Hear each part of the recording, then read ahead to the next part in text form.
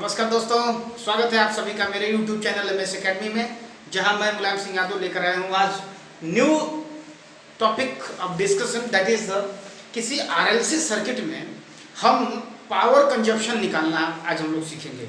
यानी कि हमारे पास कोई एक सर्किट होगा जिसमें कि रेजिस्टेंस, इंडक्टेंस एंड कैपेसिटेंस तीनों लगा होगा, और हम लोग ये जानेंगे कि किसी आरएलसी सर्किट में पावर कंजप्शन कितना होता है, इसकी कैलकुलेशन करेंगे। यदि आपको याद हो तो लास्ट वीडियो में हमने क्या देखा था?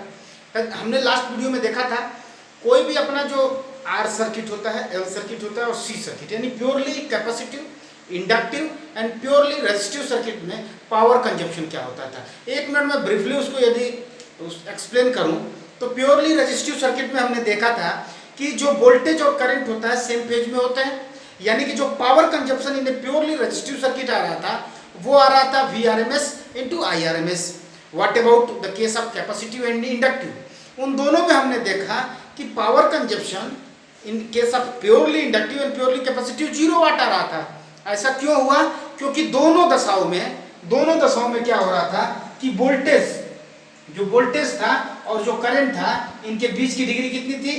वो 90 डिग्री थी। अभी मैं बता रहा हूँ एक्चुअली 90 डिग्री होने से होता क्या है, उसको अभी जब हम लोग आरएलसी सर्किट पढ़ लेंगे तो काफ़ी ज़्यादा अच्छे से समझ में आया था। हालांकि डेरिवेशन करके मैं दिखाया था, एनालिटिकल मेथड से भी और ग्राफिकल मेथड से भी सीखा था। आज हम लोग एक नया मेथड से सीखेंगे, यानी हमारे पास तीन तरीके हो जाएंगे ये सिद्ध करने का कि how inductive, purely inductive and purely capacitive circuits are wattless circuit, यानी कि क्यों नहीं उनमें एनर्जी कंज्यूम होती है, इस बात को सीखेंगे। चलिए, किसी आरएलसी सर्किट में यदि हमारे पास जो करंट है, सपोज करिए जो वोल्टेज सोर्स है E is equal to E naught sine of omega T है।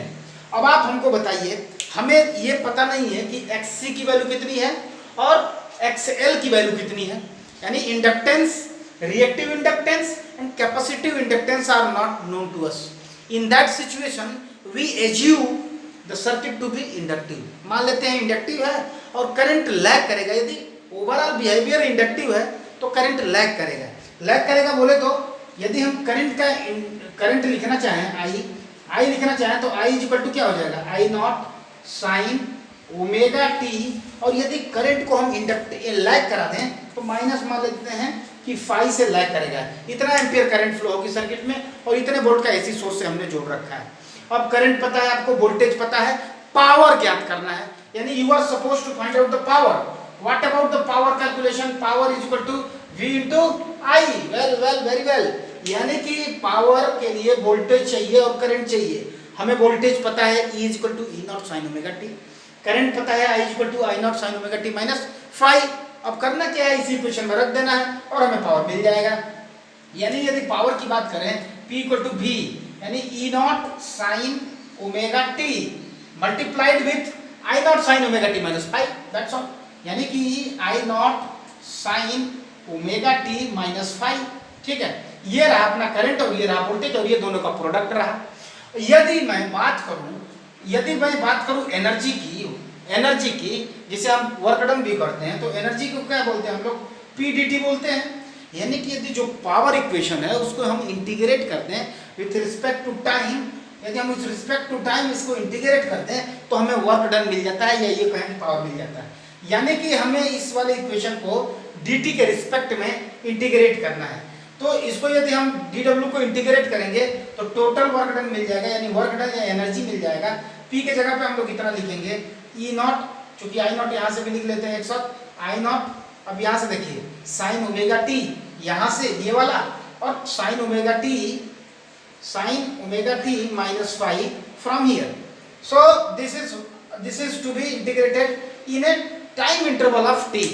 सपोज करते हैं कि हमारा एक टाइम पीरियड कैपिटल T का है, तो 0 से लेकर t तक हम इंटीग्रेट करते हैं। अब एक काम करिए आप, ये E naught and I naught are constant, let it come out of the integration sine. Integration से यदि हम उनको बाहर रखते हैं तो क्या मिलेगा आपको? Sine omega t into sine omega t minus five. यानी कि क्या मिलेगा आपको मिलेगा E naught sine omega t as a constant, और उसको हम लोग लिखेंगे बाहर, इधर रहने देते हैं ताकि अपने को पता रहे कि अपन लोग पहुंचे कहां तक है। ठीक है, चलिए late it B come out, यानी E not E not I not ये कांस्टेंट रहा, इसे बाहर रखिए और इंटीग्रेट कर दीजिए आप साइन ओमेगा टी और sine omega t minus five. एक काम करते हैं, साइन ओमेगा टी जो माइनस फाइव है इसको हम एक्सपेंड करते हैं। एक्सपेंड करें मतलब साइन ए माइनस बी का फॉर्मूला लगा के इसको एक्सपेंड करेंगे। तो साइन ए माइनस बी का फॉर्मूला यदि आपको याद हो तो क्या होता है, मैं आपको बताता हूं। साइन ए माइनस बी का फॉर्मूला होता है sine A cos B minus cos A sine B. ये फॉर्मूला होता है साइन ए माइनस बी का। Sine A minus B equal to sine A cos B minus cos A sine B, यानी sine omega t minus sine omega t cos five minus cos omega t sine five हो जाएगा। इसको जैसे हम इसको expand करना चाहें तो ऐसे हो जाएगा, ठीक है। ये वाला फॉर्मूला यूज होगा, that's why I have written it, ठीक है। इंटीग्रेट करेंगे तो आपको मिलेगा ये साइन ओमेगा टी तो रहेगा ही बाहर, अंदर में क्या रहेगा साइन ए कॉस बी यानी sine omega t into cos five minus के cos omega t into sine five. आ रही बात समझ में आपको कि नहीं आ रही है? और इस टोटल को हमें क्या करना है, इंटीग्रेट करना है with respect to time dt। अब एक काम करिए, इसको मल्टीप्लाई कर दीजिए।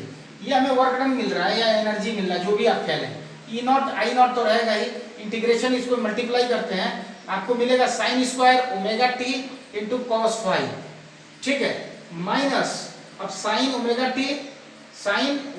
T into cos omega t into sine five, ठीक है, इंटू साइन फाइव। एक काम मैं यहीं पे कर देता हूं ताकि सुविधाजनक हो जाए। Sign omega t into cos omega T को यदि मैं रिप्लेस करना चाहूं, एक काम मैं कर रहा हूं, आपको कोई आपत्ति ना हो तो 2 से मल्टीप्लाई और 2 से डिवाइड, तो 2 साइन ए कॉस ए, इसको लिखते हैं साइन 2a लिखते हैं। इस टोटल को हटा के मैं साइन ओमेगा टी लिख दे रहा हूं, ठीक है, sine 2 omega t, sorry sine 2 omega t by 2 लिखा जा सकता है, और ये माइनस साइन एज यूजुअल रहेगी, ठीक है। और इसी को आपको इंटीग्रेट करना है। अब एक काम करते हैं, साइन ओमेगा टी यहाँ पे ओमेगा है, मतलब टी के रिस्पेक्ट में आप इंटीग्रेट कर रहे हो, ये कांस्टेंट, ये साइन फाइव कांस्टेंट हो जाएगा, और इस टर्म में इधर cos फाइव कांस्टेंट, यहाँ cos फाइव कांस्टेंट हो जाएगा, यहाँ साइन फाइव कांस्टेंट हो जाएगा। ये dt के रिस्पेक्ट में यदि हम इंटीग्रेट करें तो, ठीक है, टोटल मैथमेटिकल है, इसलिए आप आगे बढ़ते रहिए, देखते रहिए, आगे बढ़ते रहिए, साथ साथ करते रहिए, ठीक है। चलिए, हमको 2 चीज मिल गया इंटीग्रेशन करने का, एक ये टर्म और एक टर्म, 2 टर्म, यानी w is equal to E naught and I naught as a common, let it be only, ठीक है। अब इसको बाहर आने दीजिए, इंटीग्रेशन करना है आपको किसका, चूंकि ये वाला कांस्टेंट है, देखिए हमें dt के रिस्पेक्ट में इंटीग्रेशन कर रहे हैं, तो जो t का टर्म नहीं यदि आ रहा है तो वो कांस्टेंट है, ये कांस्टेंट हो गया, इसमें कोई t का टर्म नहीं है, ये कांस्टेंट नहीं है, यानी इसका इंटीग्रेशन होगा। इसमें sin 2 ओमेगा t का इंटीग्रेशन होगा, sin फाइव कांस्टेंट है, वो कम आउट हो जाएगा, वो बाहर आ जाएगा। चलिए, अभी क्या होगा, ये cos omega t cos five, अब इसको इंटीग्रेशन करना है किसका, sin square omega t dt का, isn't it? Yes, very well, minus के 1/2 sin फाइव रख लीजिए, sin फाइव बाई 2, ये बाई 2 यहाँ से और sin फाइव यहाँ से, और इंटीग्रेशन करना है आपको sin 2 ओमेगा t dt। आ रही बात समझ में आपको? बिल्कुल आ रही होगी।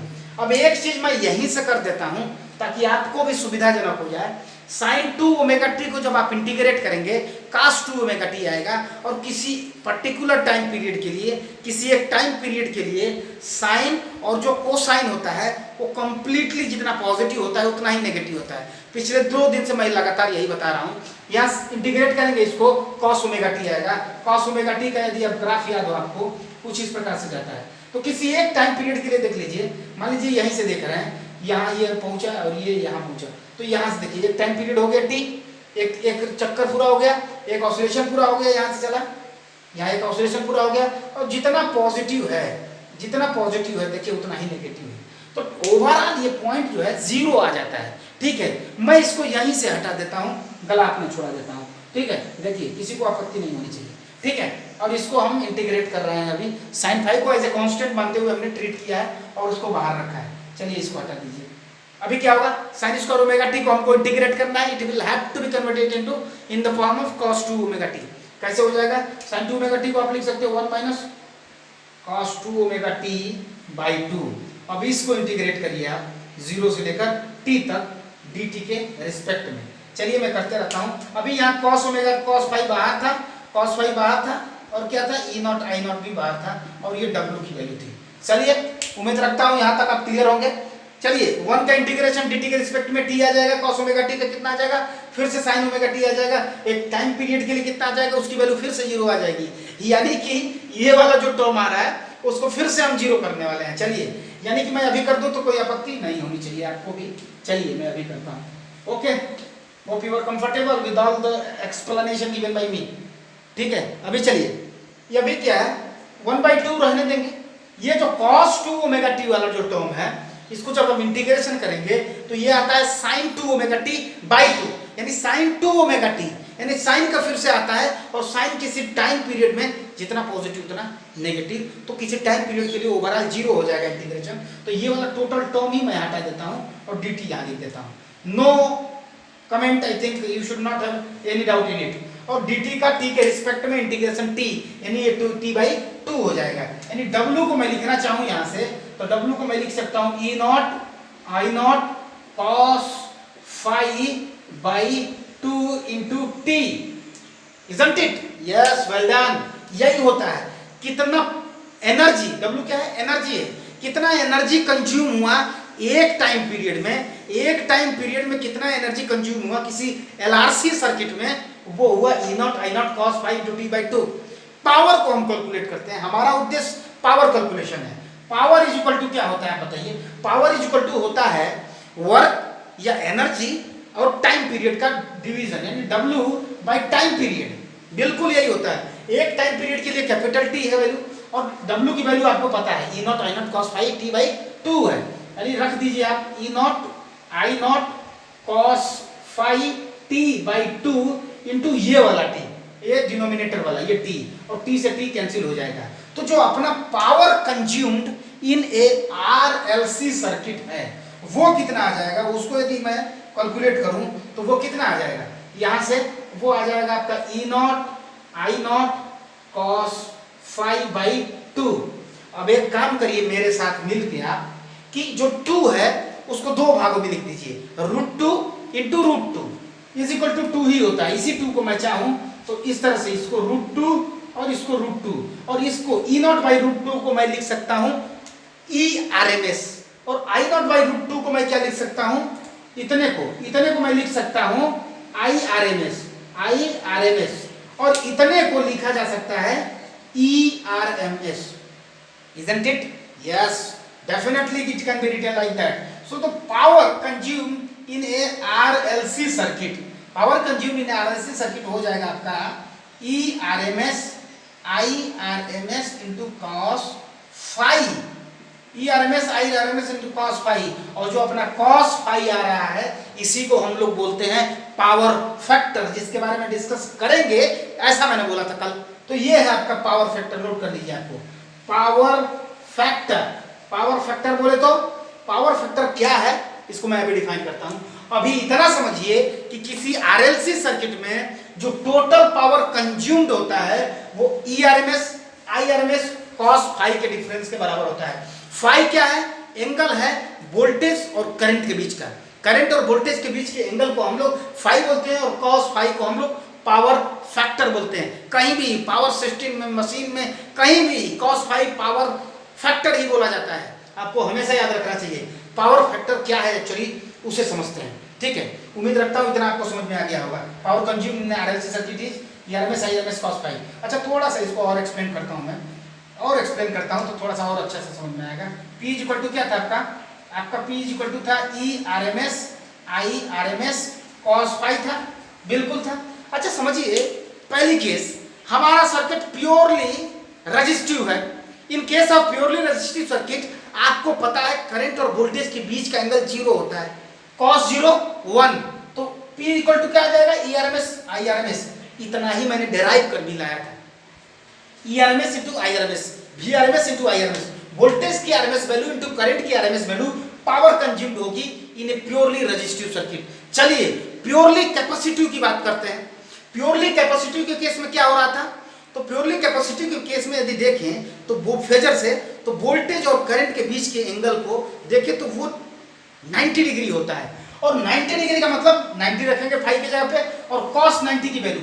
3 केसेस बनाना चाहे तो हम बना सकते हैं, लेकिन मैं नहीं चाहता कि आपको आपका काम मैं करूं। ठीक है, पहला लिख दीजिए phi equal to 0 degree, phi equal to 0 degree मतलब रजिस्टिव सर्किट है। रजिस्टिव सर्किट का मतलब P कितना हो जाएगा, IRMS इंटू VRMS हो जाएगा। ठीक है, बिल्कुल। दूसरा पॉइंट, यदि प्योरली कैपेसिटिव है, एंगल कितना हो जाएगा वोल्टेज और करंट के बीच में 90। 90 का मतलब cos फाई 0, यानी कि power consumed 0। Similarly power consumed in a purely capacitive circuit तो हमने देख लिया 0। इन ए प्योरली इंडक्टिव सर्किट क्या हो जाएगा, VRMS IRMS cos फाई। ये जनरल फार्मूला है। अब फाई की जगह पे हमें रख रहे हैं 90, क्योंकि angle between current end voltage in case of inductive circuit 90 आता है और cos 90 हो जाएगा 0, यानी power consumed in a purely inductive as well as in a capacitive circuit is always 0, but it is equal to VRMS into IRMS in case of purely resistive circuit. और generally देखें तो क्या होता है, वो होता है VRMS IRMS cos phi. Voltage का RMS वैल्यू, करंट का RMS value into power factor. cos phi क्या है, पावर फैक्टर। पावर फैक्टर को डिफाइन करते हुए मैं चाह रहा हूं कि 2 पॉइंट आपको बता दिया जाए। चलिए पावर फैक्टर को डिफाइन करते हुए चलिए पावर फैक्टर क्या होता है वो समझिए।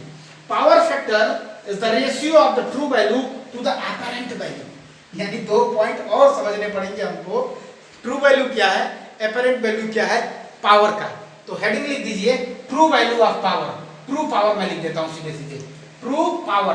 ट्रू पावर क्या है, तो ट्रू पावर का फार्मूला जो होता है उसको वो समझिए आप, V इंटू आई इंटू कॉस फाई, यानी वोल्टेज रेजिस्टेंस, वोल्टेज और वोल्टेज सर्किट के थ्रू फ्लो होने वाला करंट इंटू सर्किट के अलॉन्ग कितना वोल्टेज ड्रॉप इंटू दोनों के बीच का एंगल कितना है, उसको कंसीडर करें हम तो उसे हम लोग बोलते हैं पावर, और उसी को हम लोग बोलते हैं ट्रू पावर। इसे ट्रू पावर बोलते हैं।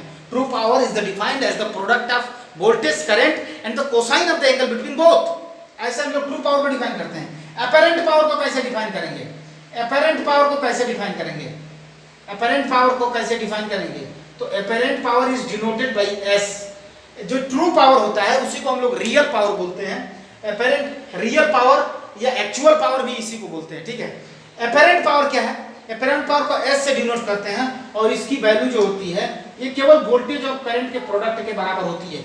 ये जो अपैरेंट पावर वाला कंडीशन है एक दिन मैं डिस्कस करूंगा, जैसे ही परसों डिस्कस किया जाएगा। जैसे ही हम लोग ट्रांसफार्मर शुरू करेंगे, अपैरेंट पावर कांस्टेंट होता है, ट्रांसफार्मर अपैरेंट पावर कांस्टेंट रखता है, तो वहां मुझे ये नहीं बताना पड़ेगा कि अपैरेंट पावर एक्चुअली क्या होता है। तो apparent power is the product of voltage and the current. तो ट्रांसफार्मर में आप देखेंगे कि जैसे वोल्टेज बढ़ता है करंट घट जाता है, करंट बढ़ता है तो वोल्टेज घट जाता है। यानी कि ये वोल्टेज बढ़ाने का मतलब वोल्टेज नहीं बढ़ा देता है, कहीं ना कहीं से कुछ कम करता है तभी घटाता है। तो करंट घटाता है वोल्टेज बढ़ाता है, और वोल्टेज बढ़ाता है तो करंट घटाता है। That is the principle we will discuss about these all points in the transformer very deeply there. ठीक है, तो true power is the product of voltage current and the cosine of the angle between both, and the apparent power is defined as the product of voltage and the current only. That's all. ये voltage रहा, ये current रहा। ठीक है, ये true power. ये एक और पावर आता है रिएक्टिव पावर, उसको भी नोट ही कर लीजिए। हालांकि अप टू 12th लेवल बताया तो नहीं जाता, लेकिन जान लीजिए आप। रिएक्टिव पावर भी समझ लीजिए आप। रिएक्टिव पावर क्या होता है, रिएक्टिव पावर। ठीक है, रिएक्टिव पावर। अच्छा देखिए, ये ट्रू पावर को ही हम एक्टिव पावर भी बोलते हैं, इसको ही हम एक्टिव पावर बोलते हैं। इसी को मैंने बताया था, इसी को हम लोग एक्चुअल पावर भी बोलते हैं। क्या बोलते हैं, एक्चुअल पावर। ठीक है, एक्चुअल पावर भी इसी को बोलते हैं। चलिए रिएक्टिव पावर क्या है उसको समझने का प्रयास करते हैं। चलिए, reactive power is defined as the product of voltage current and sine of the angle between voltage and current. यानी कि active power VI cos phi होता है तो reactive power VI sin phi होता है। ये बड़ा ही इंपॉर्टेंट है आपके लिए, क्योंकि आप अपने स्तर से ज्यादा जाने तो ही आप बेहतर बन सकते हैं। यानी reactive power is equal to voltage current into sine of the angle between both, यानी VI cos phi active power, reactive power VI sin phi. उम्मीद है आप इससे सहमत होंगे और ये पॉइंट भी आपको समझ में आ रहा होगा कि ये पॉइंट आखिर क्या कह रहा है। Actual active power, reactive power, ठीक है, और जो है ट्रू पावर या अपैरेंट पावर। मैं यदि एक ग्राफ बनाऊं तो आपको समझ में आएगा। एक ट्रायंगल बनाऊं, एक दिन और ट्रायंगल से मैं सिखाया था आपको, अगर याद हो, दिख रहा है उम्मीद है। ठीक है, ये रहा आपका एक सिरा, एक दूसरा सिरा, इसी तरह। चलिए यदि मैं यहाँ पे यदि मैं एक्टिव पावर को जो है हम P से डिनोट करते हैं, रिएक्टिव पावर को हम Q से डिनोट करते हैं और एपेरेंट पावर को हम S से डिनोट करते हैं। Apparent power is represented by S, active power is represented by P and reactive power is represented by Q। ठीक है, ये एक्टिव पावर रहा, एक्टिव पावर ने रिएक्टिव पावर बोले तो P, रिएक्टिव पावर हमने यहाँ डिनोट कर दिया, इसे Q से बोलते हैं, ये रिएक्टिव पावर है आपका। ठीक है, ये क्या है, ये आपका रिएक्टिव पावर है। यदि किसी राइट एंगल ट्रायंगल का एक साइड रिएक्टिव पावर, दूसरी साइड एक्टिव पावर और जो कर्ण है वो आपके किसको डिनोट करता है, वो आपको एपेरेंट पावर को डिनोट करता है, ये S है। यानी कि यदि मैं यहाँ बनाऊं, यदि मैं यहाँ बनाने का प्रयास करूं और ये राइट एंगल ट्रायंगल है, ये P है, ये Q है, यही फाई है और ये आपका S होता है। अगर आप समझना चाहें तो देखिए, ये P है, ये Q है और ये S है, ये ट्रायंगल होता है, राइट एंगल ट्रायंगल की बात करते हैं। तो इसी को हम लोग बोलते हैं पावर ट्रायंगल। तो कोई यदि पूछता है आपसे पावर ट्रायंगल बना के दिखा दीजिए आप, तो आप बना सकते हैं और दिखा सकते हैं। ट्राइएंगल, पावर ट्रायंगल क्या कहता है, पावर ट्रायंगल एक ऐसा ट्रायंगल होता है जो कि एक राइट एंगल ट्रायंगल होता है, जो active power P, reactive power Q, apparent power S तीनों से बने हुए साइड्स को रिप्रेजेंट करता है। और ये एंगल, ये एपेरेंट पावर और एक्टिव पावर के बीच का जो एंगल होता है वही पावर जो है वही, उसी को हम लोग फाई बोलते हैं। और इसी की कोसाइन वैल्यू को, इसी के हम कॉस फाई को पावर फैक्टर बोलते हैं। पावर फैक्टर हमें यह बताता है कि कितना पावर हम सप्लाई कर रहे हैं। ठीक है, यदि सोचिए, यदि यही पावर फैक्टर 1 है, यदि पावर फैक्टर 1 है, पावर फैक्टर 1 का मतलब cos phi 1, cos phi 1 का मतलब फाई कितना हुआ 0, फाई 0 का मतलब जो हमारा सर्किट है टोटली रिएक्टिव सर्किट है। केवल पावर फैक्टर की मदद से हम सर्किट की एनालिसिस कर लिए। समझिए, पावर फैक्टर हमारा 1 है, पावर फैक्टर 1 का मतलब cos phi 1 है, cos phi 1 का मतलब फाई आपका 0 है, फाई 0 का मतलब angle between current end voltage 0 है। करंट और वोल्टेज 0 किस सर्किट में होता है, प्योरली रेजिस्टिव सर्किट में। यानी कि पावर फैक्टर हमें ये बता दिया कि सर्किट कैसा है। समझ रहे हैं, पावर फैक्टर हमारा 0 है, वहां से हमने ये एज्यूम कर सकते हैं पावर फैक्टर 0 यानी cos phi 0, cos phi 0 मतलब फाई 90, फाई 90 का मतलब या तो प्योरली इंडक्टिव है या तो प्योरली कैपेसिटिव है। इस तरह से हम लोग अंदाज लगाते हैं प्योरली रेजिस्टिव कैपेसिटी। तो उम्मीद रखता हूं ये पावर वाला जो है केस आप समझ चुके हैं, एक्टिव पावर क्या है, रिएक्टिव पावर क्या है, तथा साथ ही साथ आपने ये भी समझ लिया होगा कि पावर ट्रायंगल किसे कहते हैं। अच्छा देखिए, अगर आप यहाँ से इसको निकालना चाहें, इसमें एंगल निकालना चाहें P, अगर यहाँ से cos phi निकाल रहे हैं, cos phi power factor cos phi निकालना चाहें, यहाँ से cos phi इक्वल टू क्या होता है, बेस अपॉन हाइपोटेनस, यानी P/S हो जाएगा। यानी कि यदि पावर ट्रायंगल दिया हो आपको और वहां से आपको पावर फैक्टर निकालना है तो पावर फैक्टर निकल जाएगा P/S with help of trigonometry. चलिए, हमें पावर cos phi निकल गया, sin phi निकालना है, sin phi निकालना है, sin phi कितना हो जाएगा, Q परपेंडिकुलर अपन हाइपोटेनस होता है, Q/S हो जाएगा। समझ पा रहे हैं, ये होता है आपको पावर अपन। ठीक है, ये चीज है, आप निकाल सकते हो, बिल्कुल कुछ भी जो चाहे वो निकाल सकते हो, कोई डाउट नहीं है। कोई क्वेश्चन, मैं एक क्वेश्चन कराता हूँ आपको, एलआरसी सर्किट से ही संबंधित है, एक क्वेश्चन कराता हूँ, उसके बाद आपको कोई डाउट नहीं रहेगा। कोई डाउट अगर अब तक आया हो तो आप कमेंट बॉक्स में जरूर बताइए। मैं गुलाम सिंह यादव एमएस एकेडमी के तरफ से प्रतिबद्ध हूँ आपके हर प्रश्न का जवाब देने के लिए। ठीक है, तो चलिए न्यूमेरिकल एक है उसको सॉल्व करते हैं। चलिए, ये क्वेश्चन रहा आपके लिए, बड़ा ही इंपॉर्टेंट क्वेश्चन है आरएलसी सर्किट से संबंधित। कोई भी डाउट आता है तुरंत आप जो है कमेंट बॉक्स में लिखिए। क्वेश्चन आपके लिए मैंने लिया है, पिक किया है, कह रहा है कि एक resistor of 12 ohm and a capacitor of reactance 14 ohm, यानी कि जो हमारा रेजिस्टर है वो 12 ओम का है, कैपेसिटर जो है 14 ओम का है और जो इंडक्टर है वो 30 ओम का है। एक ऐसा ही क्वेश्चन मैंने कराया था, ऑलमोस्ट जो उसकी जो न्यूमेरिकल वैल्यू है उतनी ही थी। ठीक है, कह रहा है कि are joined in the series and placed across 230 volt. इनको हम लोग क्या कर रहे हैं, सीरीज में रख रहे हैं। सीरीज बोले तो ये R, बोले तो ये L और बोले तो ये C, और इनको हम एक एसी सर्किट से जोड़ रहे हैं 230 वोल्ट 50 हर्ट्ज। ठीक है, 230 वोल्ट 50 हर्ट्ज से जोड़ रहे हैं। R की जो वैल्यू दे रखी है आपको 12 ओम, L की जो वैल्यू दे रखी है 14 ओम और जो इसकी वैल्यू है जो 16 ओम 30 ओम सॉरी 13 ओम। कह रहा है कि आप तीन चीजें कैलकुलेट करके हमको दे दीजिए। कौन कौन सी? कह रहा है कि सर्किट में कितनी करंट फ्लो करेगी वो बता दीजिए। दूसरा चीज कि करंट और वोल्टेज के बीच में कितना एंगल बनेगा, क्योंकि आरएलसी सर्किट है कुछ ना कुछ फाई बनेगा। कुछ ना कुछ एंगल बनेगा करंट और वोल्टेज के बीच में, वो हमको दे दीजिए। और जैसे ही आप फाई दे देंगे आप हमको ये भी बता दीजिएगा कि पावर फैक्टर कितना हुआ। तो पावर फैक्टर कितना होता है, power factor is equal to इन्हीं दोनों के बीच के जो एंगल होता है वही पावर फैक्टर हो जाता है। ठीक है, मैं उसको बताऊंगा, अभी करके भी दिखाऊंगा आपको और क्या तरीका हो सकता है, we will discuss about it. तो उम्मीद रखता हूँ ये क्वेश्चन नोट कर ले, नहीं तो स्क्रीनशॉट लेके नोट कर लीजिए आप। ठीक है, फिर आप वीडियो को आगे देखिए। चलिए सॉल्यूशन की तरफ मैं इसको लेकर चलता हूँ। क्वेश्चन मुझे याद हो चुका है। ठीक है, 230 वोल्ट 50 हर्ट्ज एसी सप्लाई दिया है, याद करने की जरूरत भी नहीं है, सर्किट भी मैंने बना लिया। चलिए मैं सॉल्यूशन करता हूँ। सबसे पहले जो हम लोग काम करेंगे वो ये करेंगे कि ये नोट कर लेंगे कि क्या क्या दिया है। नोट करने के बाद हमने ये पाया कि सर्किट में करंट निकालना है, वही चाहिए हमको। और सर्किट में करंट की वैल्यू कितनी होती है, V/Z होती है। और Z तो हमें कैलकुलेट करना है, तो Z की वैल्यू कितनी होती है आपको याद हो, √R² plus XL minus XC whole square. क्यों, बिल्कुल किसी RLC सर्किट का इंपीडेंस फॉर्मूला यही होता है, Z=R² plus XL minus XC whole square.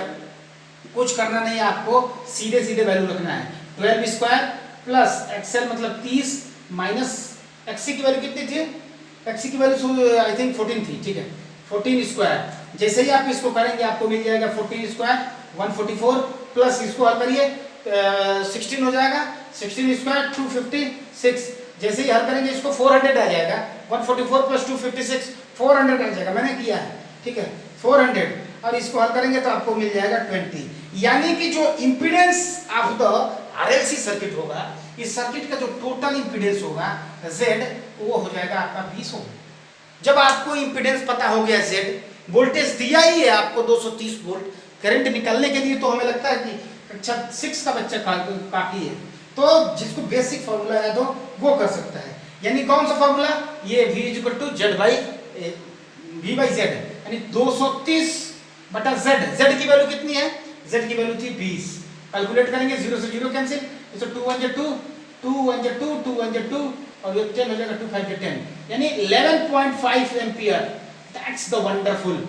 यानी कि किसी RLC सर्किट में जो करंट यहाँ से निकल रही है वो 11.5 या 11.5 एम्पियर की है। यही मैं बताना चाहता था। RLC सर्किट में कितनी करंट फ्लो हो रही है, 11.5 एम्पियर मैग्नीट्यूड वाइज। चलिए अब आप हम बात करते हैं किसकी, कि एंगल कितना होगा V और I के बीच में। ठीक है, एंगल कितना होगा V और I के बीच में। तो यदि आपको याद हो तो मैंने एंगल निकाल के दिखाया था, आपको बताया था tan phi कितना होता था। तो tan phi का जो फॉर्मूला होता था, tan phi के लिए हमने बताया था tan phi इक्वल टू होता था XL माइनस XC/R। ऐसा करके मैंने बताया था XL माइनस XC/R, यही फॉर्मूला होता है। रिएक्टेंस अपॉन रेजिस्टेंस, ये वाला फॉर्मूला बताया था। मैं ट्रायंगल भी बनाया था आपको, यदि याद हो आपको पावर ट्रायंगल, तो यहाँ बताया था XL माइनस XC होता था, यहाँ R था, यहाँ जो phi आता था। अब यहाँ से tan phi इक्वल टू क्या हो जाएगा, आप ही बताइए, tan phi इक्वल टू क्या होगा, परपेंडिकुलर अपॉन बेस यानी XL minus XC upon R। यही तो होता था, यही तो सब लोग जानते हैं। चलिए आप भी इसी को लगाइए और उत्तर पाइए। XL minus XC upon R लगाएंगे, 30 माइनस 14 अपॉन R की वैल्यू कितनी थी, R की वैल्यू 12, 13 माइनस 14 अपॉन 12 यानी 16/12, 4 4 जा एंड 4 3 जा यानी 4/3 यानी tan phi, जो tan phi होगा, मैं इसको एक बार मिटा देता हूँ। ठीक है, जो tan phi है वो कितना है उसको देखते हैं। tan phi की वैल्यू हमारी आ गई, tan phi is equal to आ गया 4/3, tan phi इक्वल टू 4/3। दो चार वैल्यूज आपको याद रखनी पड़ेगी। ठीक है, tan phi इक्वल टू 4/3 यानी phi equal to tan inverse of 4/3, phi equal to tan inverse of 4/3।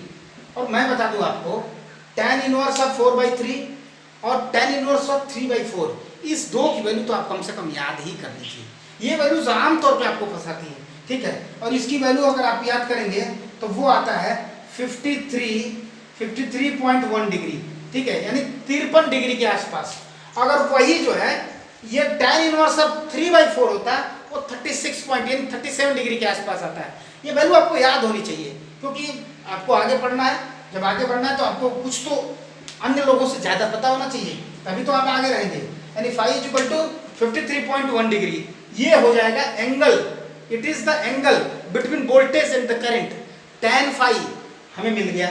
अब आप हमको बता दीजिए कि कितना होता है अपना ये क्या चीज tan phi पावर फैक्टर। चलिए तीसरा क्वेश्चन वही मैं एक्चुअली याद कर रहा था अपने आप को कि क्या निकालना है हमको। तो हमें निकालना है पावर फैक्टर।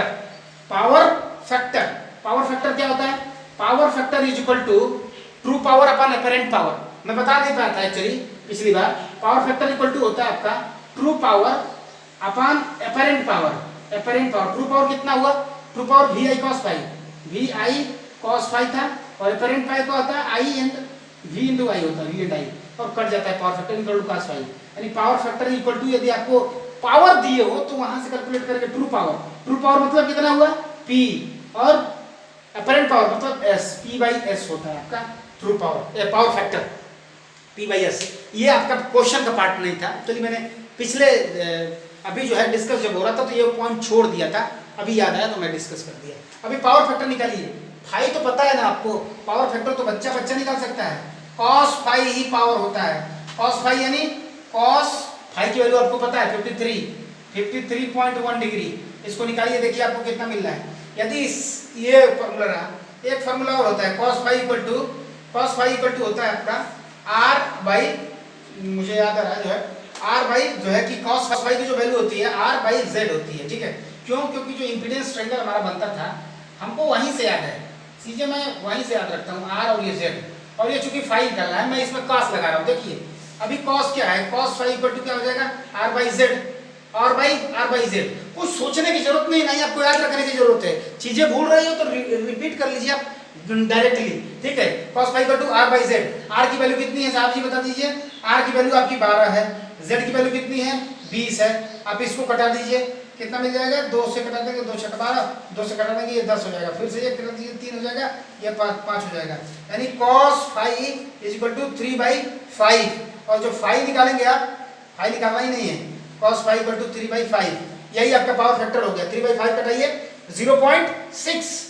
क्या 0.6 नहीं था जी? बिल्कुल था। यानी कि power factor cos phi, angle between both हमने निकाल दिया, और साथ ही साथ करंट कितना बहेगा सर्किट में वो भी निकाल लिया। उम्मीद रखता हूँ आज का सेशन बिल्कुल आपको पसंद आया होगा। पावर कैलकुलेशन से संबंधित था, सारा कुछ हमने पावर फैक्टर भी समझ लिया, पावर के बारे में भी डिस्कस किया, active power, reactive power, true power क्या होता है, सारे को कंसेप्ट को मैंने समझा दिया। उम्मीद रखूंगा आपको सारे कंसेप्ट क्लियर हो चुके होंगे। कोई डाउट बिल्कुल आप बताइए, आपको कैसा लगा सेशन। आपको नेक्स्ट सेक्शन में हम लोग देखेंगे एसी और डीसी के बीच में कितना अंतर है, यानी differences between AC and DC, और हम लोग शुरुआत करेंगे यदि समय मिला तो ट्रांसफार्मर के बारे में भी, transformer, principle of transformer, construction, working, all this and application मैं प्रैक्टिकली दिखाऊंगा आपको। ट्रांसफार्मर क्या होता है, कैसा दिखता है, सारे पॉइंट्स को दिखाएंगे, ठीक है। उम्मीद रखता हूं आपका आज का सेशन आपको पसंद आया। Thank you very much.